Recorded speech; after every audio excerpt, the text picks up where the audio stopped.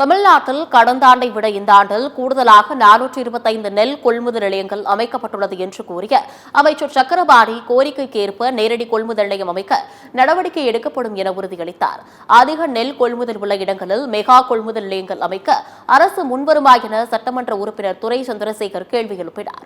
அப்போது பேசிய அமைச்சர் சக்கரபாணி கடந்த ஆண்டை விட 7 லட்சம் மெட்ரிக் டன் அளவு கூடுதலாக நெல் கொள்முதல் செய்யப்பட்டுள்ளது என கூறினார்.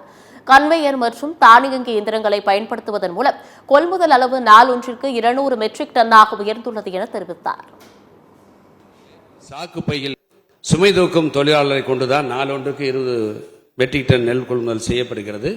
ஆனால் இன்றைக்கு அந்த மெகா டிபிசி அமைத்த காரணத்தால் நாளொன்றுக்கு 200 மெட்ரிக் டன் நெல் கொள்முதல் செய்திடவும் விவசாயிகளிடமிருந்து மூட்டை இல்லாமல் அதை டிராக்டர் மூலமாக அந்த நெல்லை கொண்டு வந்து தானியங்கி முறையில் ட்ரையர் வச்சு சுத்தம் செய்து துள்ளி எடையுடன் தானியங்கி முறையிலே சாக்கு பையில் நிரப்பி வைத்து கன்வேயர் மூலமாக லாரிகளில் ஏற்றும் முறையில் அதிதிறன் கொண்ட நெல் கொள்முதல் நிலையம் அமைக்க திட்டமிடப்பட்டது.